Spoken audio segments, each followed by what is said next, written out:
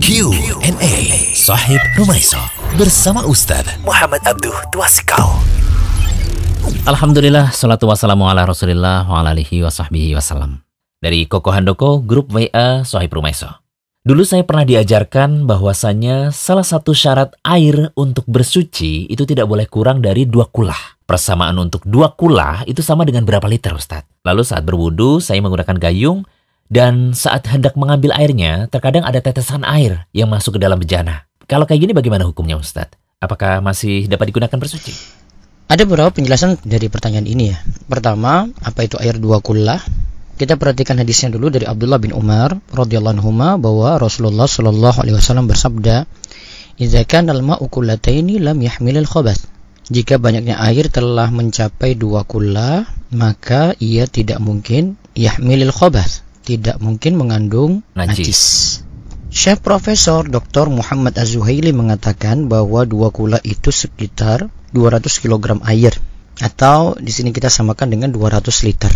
Ini disebut dalam Al-Mu'tamad fi Al-Fiqh Asy-Syafi'i juz pertama halaman 41. Gambarannya gimana, Ustaz? Kalau itu 200 liter berarti dengan volume 1 meter kali 1 meter kali 20 cm. Kemudian penjelasan tentang air mustakmal ya. Iya. Tadi pertanyaannya saat berwudu saya menggunakan gayung, dan saat hendak mengambil airnya terkadang ada tetesan air yang masuk ke dalam bejana. Nah, ini namanya air mustakmal ya. Air mustakmal itu air bekas bersuci atau bekas menghilangkan najis, nanti akan kita rinci di sini ya. Air tersebut suci tetapi tidak menyucikan yang lain.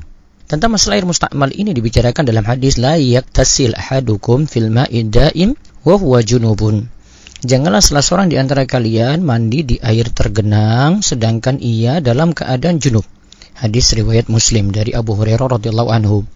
Nah, hadis di atas mengindikasikan bahwa mandi junub di air yang tergenang dapat menghilangkan sifat suci air tersebut.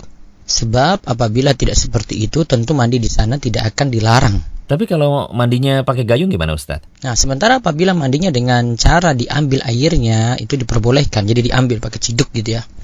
Adapun air mustakmal tidak bisa digunakan untuk bersuci karena sudah bukan air mutlak lagi. Kapan tuh, Ustaz, disebut air mustakmalnya? Air mustakmal ini memang ada perbedaan dalam berbagai mazhab ya untuk mendefinisikan air mustakmal ini.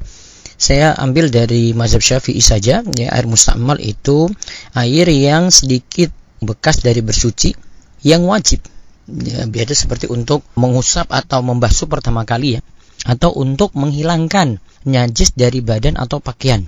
Adapun air yang digunakan untuk bersuci pada basuhan kedua, ketiga itu kan sunnah. Nah, menurut pendapat as-shah, dalam pendapat jadid dihukumi tahur, suci dan menyucikan. Nah, ulama Syafi'i yang membedakan antara air yang sedikit yang tidak mencapai 2 kula dengan air yang banyak yang telah mencapai 2 kula atau lebih dari itu. Jadi kalau yang dipermasalahkan sini jika airnya itu sedikit tidak mencapai 2 kula ya. Namun kalau airnya banyak ya telah mencapai 2 kula atau lebih ya, di sini tidak dipermasalahkan mustakmalnya. Oke. Apa sih sebabnya, Ustadz, kita dilarang menggunakan lagi air mustakmal? Syarbini mengatakan bahwa karena air tersebut tidak lagi dikatakan air mutlak, dan ini pun disetujui, dikatakan sahih, dikuatkan juga oleh Imam Nawawi. Nah, kalau air bekas wudu di anggota tubuh gimana, Ustadz? Jadi kan air bekas bersuci, misal kita basuh tangan, kan kita kenal lagi tuh dari air tadi.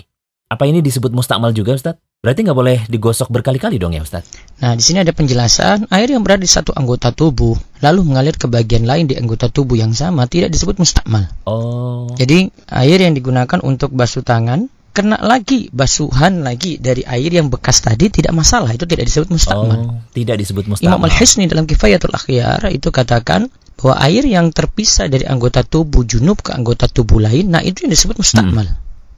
Nah, terpisah itu maksudnya air pindah ke anggota tubuh lain, tidak dengan mengalir melainkan terpisah, seperti jatuh dari muka ke kaki atau terciprat. Nah, itu namanya mustakmal.